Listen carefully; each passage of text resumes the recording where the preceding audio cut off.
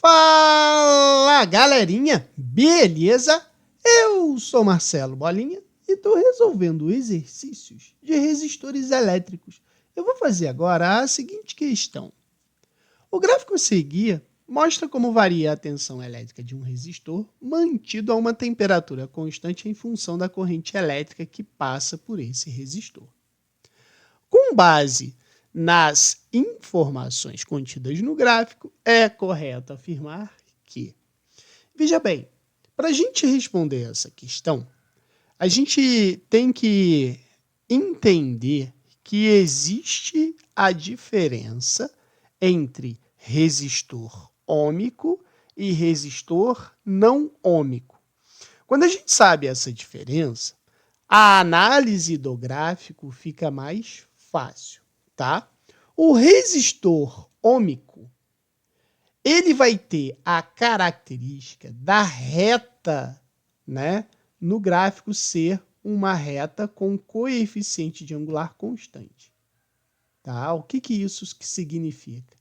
Que a proporção entre a voltagem e a corrente elétrica, ela se mantém constante.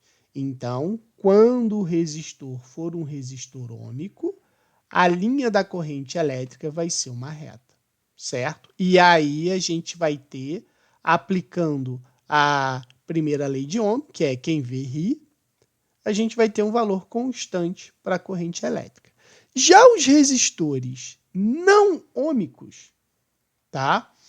Eles vão apresentar uma curva, uma parábola, vamos botar aqui, né, no gráfico, tá?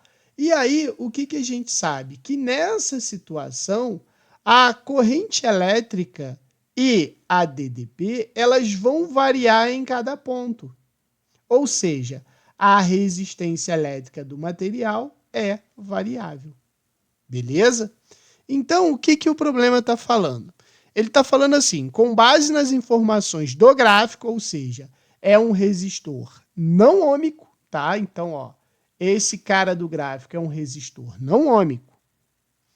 Aí ele fala assim, a corrente elétrica no resistor é diretamente proporcional à tensão da corrente.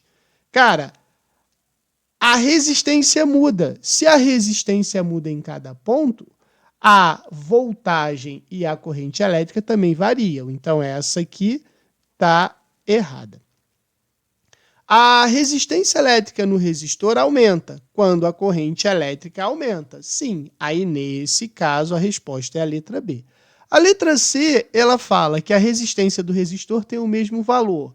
Não tem o mesmo valor, pois não é um resistor ôhmico. Só teria o mesmo valor se fosse um resistor ôhmico, aonde a linha vermelha que representa o resistor é uma reta, beleza?